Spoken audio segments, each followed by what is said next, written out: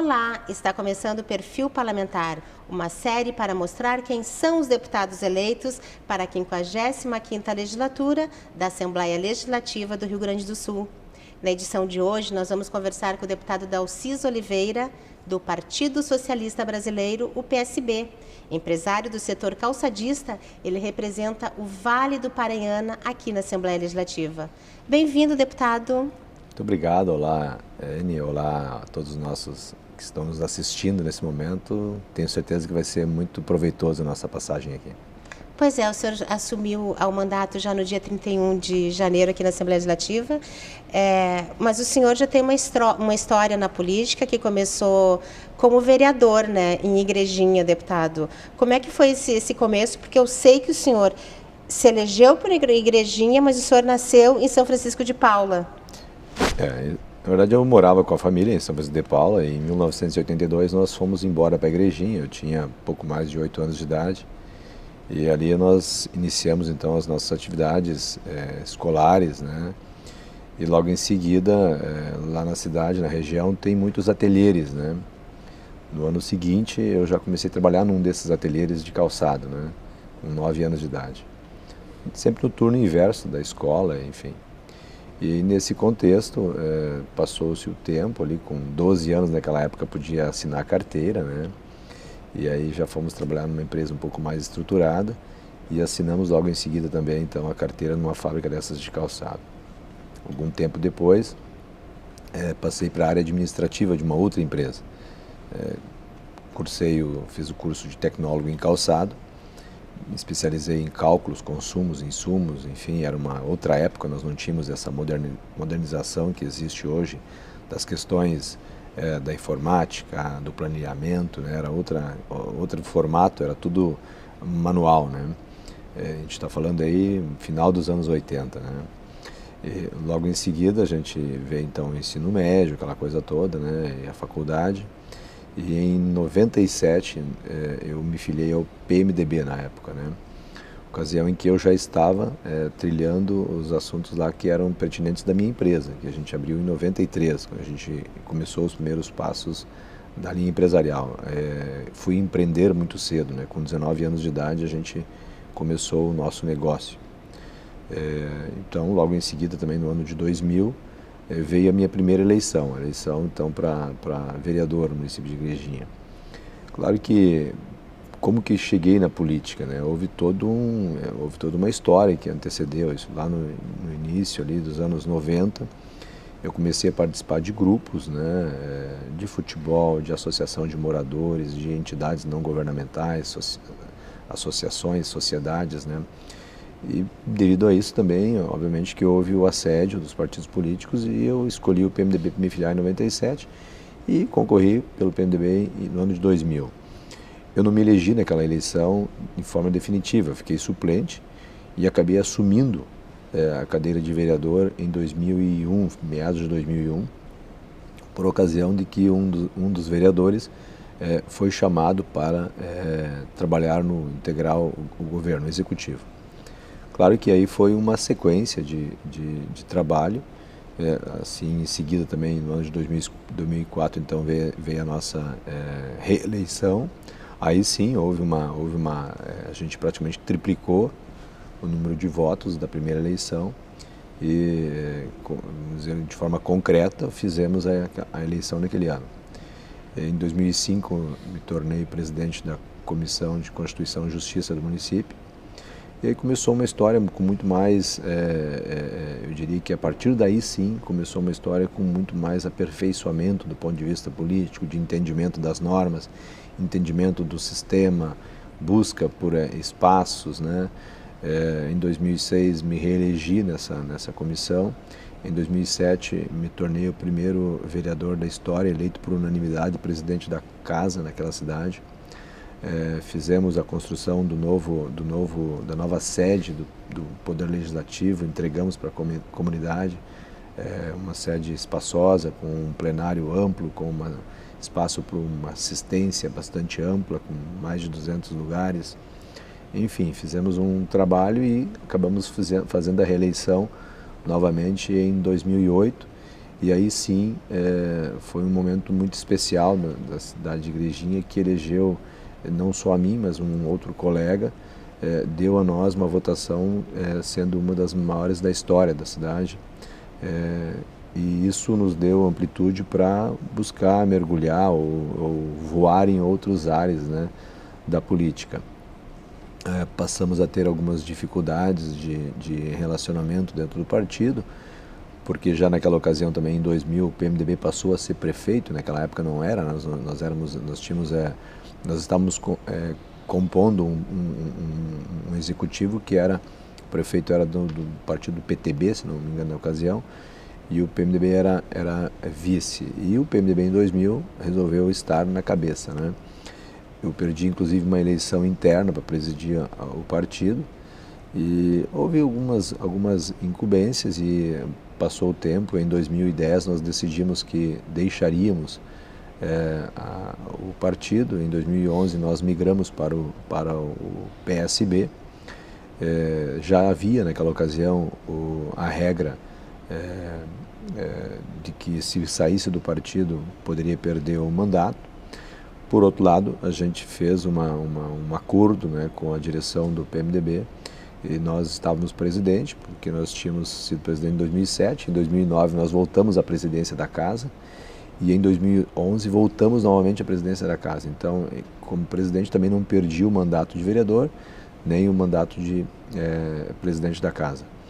E aí fizemos uma aliança com o Partido Progressista, justamente com o vereador, que assim como eu também tinha sido o mais votado da história, lá do município de Igrejinha. Fizemos uma aproximação, nós éramos bastante jovens, né? E fizemos a eleição ali, então, como conta a história, de 2000, que não tenho dúvida que foi a eleição mais emocionante da minha vida, né? Porque nós éramos os dois meninos que concorríamos eu não digo um sonho, mas nós concorríamos, nós tínhamos uma eleição garantida, tanto eu quanto ele, para o Legislativo, e buscamos fazer com que a gente pudesse promover uma mudança na cidade, né? E aí fizemos então essa eleição do Executivo e ao correr do tempo, né, era uma eleição ainda que naquela ocasião era de 90 dias, se é nos moldes de hoje, certamente eu e o prefeito Joel não teríamos como ganhar a eleição. Dia a dia a gente percebia o crescimento da nossa campanha. Iniciamos com 11% e terminamos com 40%. E ganhamos a eleição com mais de 2.000 votos à frente do nosso segundo colocado, que era quem lá no início tinha 57% da intenção de votos.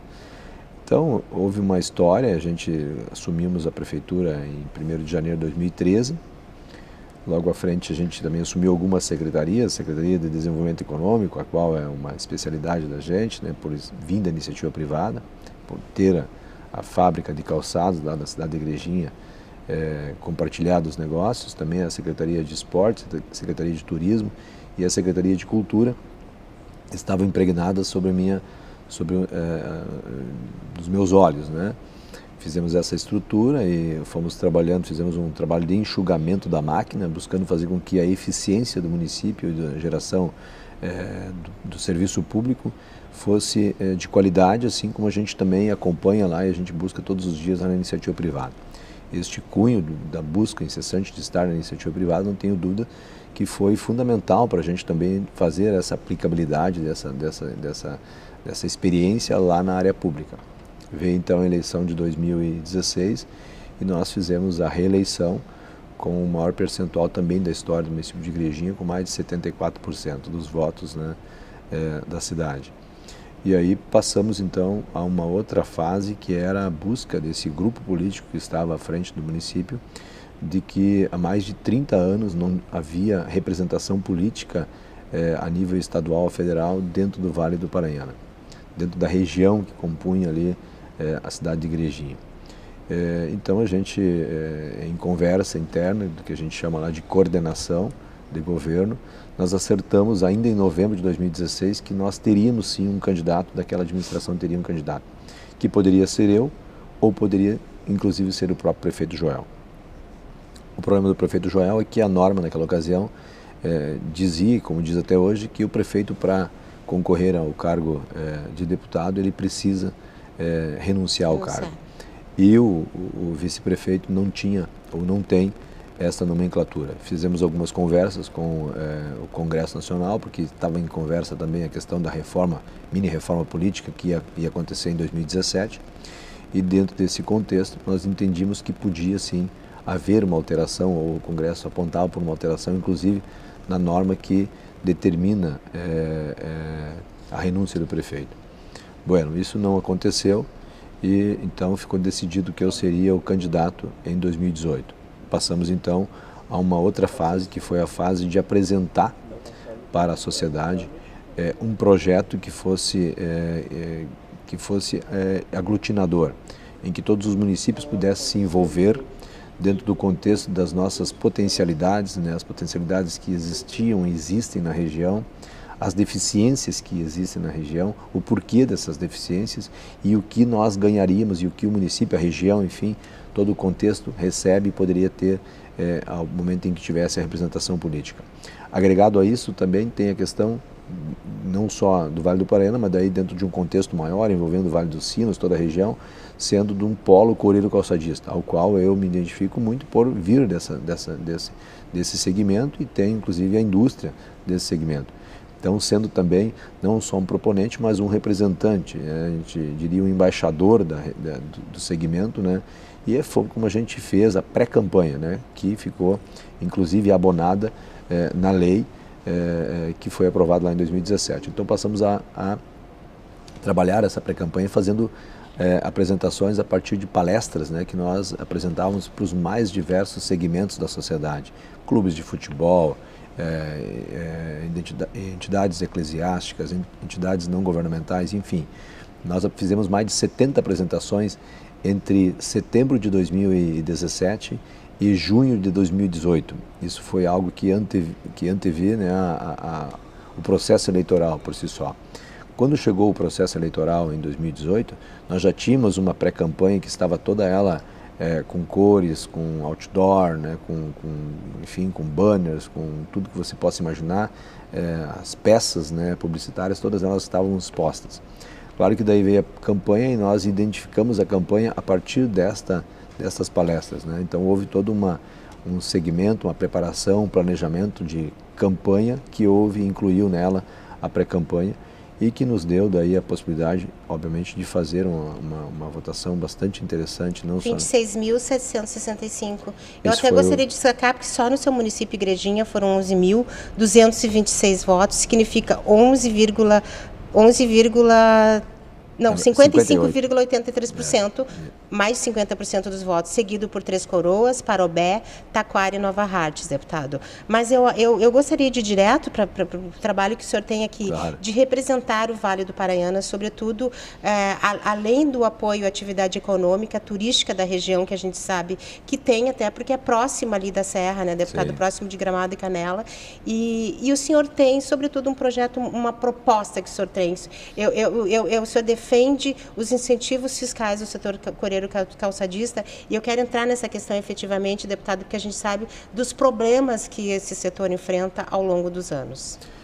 São duas coisas, né? Como a casa ela propicia espaços específicos para os deputados, e nós estamos participando de duas comissões aqui na casa. A Comissão de Economia, que inclusive é nas quartas-feiras, e também a Comissão de Assuntos Municipais. Na Comissão de Economia, nós depositamos, né, apresentamos uma subcomissão que vai tratar especificamente dos assuntos voltados aos incentivos fiscais, à desindustrialização do Estado do Rio Grande do Sul e, por óbvio, né, essa baixa, né, dos empregos. Neste contexto, não que o coreiro calçadista seja não é uma subcomissão voltada apenas para o coreiro calçadista, é para a desindustrialização do Estado. O Estado do Rio Grande do Sul detém mais de 243 mil processos de incentivos fiscais nas mais diversas áreas. Nós não somos contrários a isso, pelo contrário, nós buscamos fazer com que as economias precisam. Aliás, eu como tenho uma indústria, então a gente sente na pele isso, quão difícil é você concorrer com os estados vizinhos, em que eles têm muitos e muitas benefícios que diminuem as cargas tributárias. E a única forma de nós equilibrarmos isso é o Estado propiciar. E o setor coreiro-calçadista, como você frisou, sofre muito com esse problema, que ele não é de agora, já vem de algum tempo, né? E aqui a 160 quilômetros de nós, passa o rio Mampituba, ali se identifica de outra forma. Eu pego uma planilha aqui em Igrejinha, calculo um produto da minha fábrica ali, chego R$30. Ali no outro lado do rio, o mesmo produto, se eu calcular ele, vai chegar a R$25, R$26. Quem é do centro do país, de quem vai comprar? Vai comprar, obviamente, ali do outro lado do rio, né? Mas como que eu faço para diminuir esse custo? Com essa fórmula que o Estado tem de poder promover esses incentivos. Porém, o Estado hoje determina, são 18 bilhões em incentivos fiscais que são concedidos pelo Estado do Rio Grande do Sul. 9 destes são em comunhão com a União, que faz aí aqueles comunhos para poder fazer, assegurar com que as empresas fiquem aqui, não só no Estado, mas no país. E outros 9 são determinados pelo próprio governo do Estado. Ocorre que nesses 9 está todo ele comprometido. E muitos destes incentivos que estão lá têm sido contestados por as mais diversas formas. E o Estado do Rio Grande do Sul guarda isso a 7 chaves. É tratado aqui na casa como uma caixa preta, né?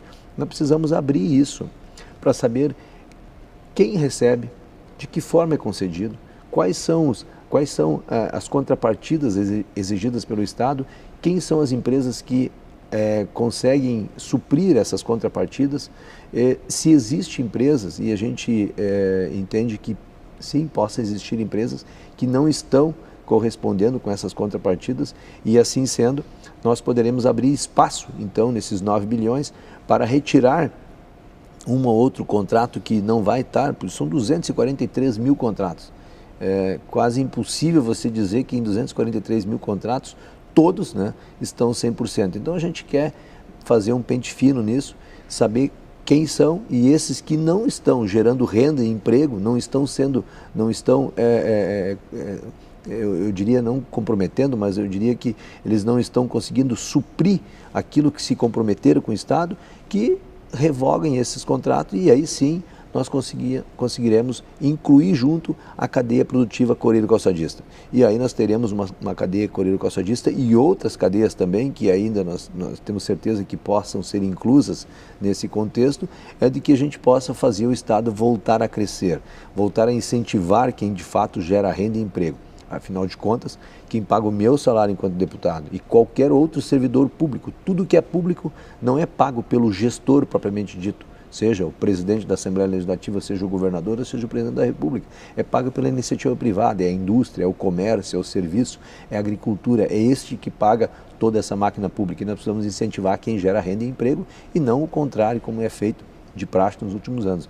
Então eu tenho certeza que esta comissão, né, portanto, ela vai ser não só uma ferramenta para nós levantarmos os dados, mas fundamentalmente para a gente apontar quais são os caminhos para auxiliar a Secretaria de Desenvolvimento Econômico do Estado e fundamentalmente o governo, para que nós voltamos a fazer com que o Estado possa voltar a crescer, evidentemente, para que a gente possa suprir essas necessidades econômicas do Estado. Eu acho que é importante destacar neste momento, deputado, que o Rio Grande do Sul já foi o primeiro, foi celeiro com relação ao setor coreiro-calçadista. Isso a gente verificava, inclusive, nas feiras, era Francal, desde a FENAC aqui, Francal, Coromoda, todas elas. Depois perdeu para São Paulo e ainda tem aquela influência do calçado chinês, por exemplo, que chega aqui. São problemas que como que vai ser possível serem resolvidos? Até a curto prazo, né? Porque curto prazo agora, porque isso é um assunto que está sendo debatido há muitos anos. A gente, depois que começou a se criar as feiras de Gramado, tanto a SIX quanto a Zero Grau, sem nenhum contrariedade às feiras do centro do país, seja a própria Francal ou a Coromoda, e que todos a gente tem uma ótima relação, a gente percebe que as feiras que estão hoje sendo desenvolvidas aqui na nossa Serra Gaúcha, elas estão com muito mais afinco do ponto de vista de desenvolvimento de produto e de venda de produto. Não tenho dúvida disso, a gente percebe isso. Isso é claro, quando você entra no local das feiras, você vê seja pelo número de expositores, seja pelo número de prospecção de negócios que são executados ali naquele ambiente. Por outro lado, as questões que são oriundas aí do Oriente Médio e também da Ásia, fundamentalmente lá na China, quando chegam aqui, aí você tem inúmeros antidumpings que foram criados para poder segurar algumas questões. A gente vive num momento de globalização. O Brasil precisa aprender a entender que o mundo não é só aqui, nós precisamos estar preparados para vivenciar esse mundo.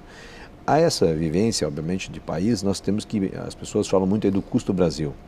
Nós temos o custo Brasil e aqui no Rio Grande do Sul temos o custo Rio Grande do Sul, que ele é muito maior do que os outros estados, né? Então tem dois contextos, o contexto da venda do produto dentro do mercado nacional e o contexto do produto fora do mercado nacional.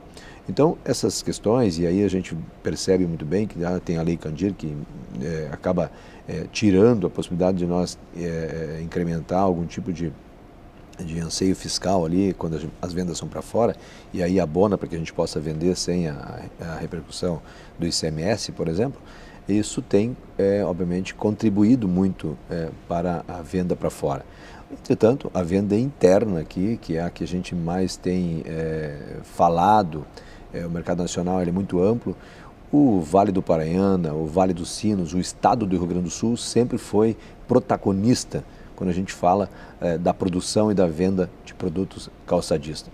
E tem como recuperar isso? Obviamente que tem como recuperar. Agora nós precisamos nos posicionar de forma concreta e que a gente esteja em ambiente favorável, em ambiente de igualdade com os outros estados. Não dá para nós pensarmos em voltar a ser protagonista, voltar a ser um estado pujante no sentido de produção calçadista, com essa receita, com essa política que nós temos fiscal aqui no estado. Essa política fiscal que acaba inserindo nas empresas um custo infinitamente muito maior do que o estado que está a 150, 160 quilômetros de nós. E outros estados acabaram buscando indústrias que estavam aqui, que são históricas aqui dentro do estado do Rio Grande do Sul e que hoje estão lá debutando, gerando renda, gerando emprego em outros estados, enquanto que a gente tem aí os nossos amigos, os nossos familiares, as pessoas que historicamente sabem fazer o produto, têm o manuseio, têm o contexto do produto e não conseguem se inserir no ambiente de trabalho. Por quê? Porque o governo do estado do Rio Grande do Sul, ao longo dos anos, e não é agora, isso vem de algum tempo, passou a não dar incentivo ou não incentivar que essas indústrias ficassem aqui. Pior do que não trazer outra empresa de fora, buscar em outro estado ou até em outro país, é não dar valor à empresa que já está aqui. Quer dizer, pior é você não dar valor ao vizinho, pior do que isso é você não valorizar a tua própria casa. E é isso que o Rio Grande do Sul vem fazendo, não tem valorizado a sua própria gente. Mas, deputado, 2019 é o ano das reformas, em nível estadual e em nível nacional, e são necessárias, entre elas, a reforma tributária. E a gente sabe que muitas reformas, como já aconteceu a reforma previdenciária, quer dizer, a reforma trabalhista tem a previdenciária, tem a reforma política, mas eu sei que na sua área a reforma tributária é fundamental. Isso é fundamental para os estados, né? O que o senhor recomenda ao governo do estado, o senhor como um empresário do setor? Eu entendo que primeiro são algumas coisas que a gente também não precisa, não pode acelerar o passo ao ponto de inviabilizar o governo ou ao ponto de inviabilizar os próprios negócios. Esta comissão, a subcomissão que nós criamos, ela vai ter um papel muito importante para a gente frisar alguns pontos que vão fazer voltar a evoluir, especialmente esse segmento. Já do ponto de vista de desindustrialização, e aí é algo um pouco mais complexo e mais, eu diria, mais a nível nacional, quando a gente fala da revisão do pacto fiscal, a revisão de todo o complexo que os 27 entes federados têm para com sua cadeia fiscal, seja o ICMS, seja outros impostos que estão agregados ali. Entendo que sim, o Brasil precisa ter uma política, eu diria, unitária, né? Hoje existe essa guerra em que um Estado quem concede mais ao outro. Claro que, muito embora a gente tenha um conselho, que é o CONFAS, que busca aprovar essas questões, mas de uma forma geral vem aceitando, né, esses benefícios concedidos por A, por B ou por C. E o Rio Grande do Sul entra nesse contexto, né, até para poder se manter e não dá para nós nos iludirmos, a guerra fiscal ela existe, né, ela está todos os dias junto conosco. O que nós precisamos fazer enquanto Estado é nos preparar para sempre para o pior, eu falo do pior momento fiscal, mas que a gente possa incentivar para essas empresas ficarem aqui. Ao momento que a empresa sai do estado e vai para o estado vizinho, ela muito dificilmente ela retorna para a sua base. Por quê? Porque ela leva toda uma história junto, começa, assina novos contratos, tem que ter todo um segmento por trás. E isso não se faz de um dia para o outro, né? A gente está falando aí de décadas, né? Então, eu tenho certeza que essa subcomissão vai ser muito importante.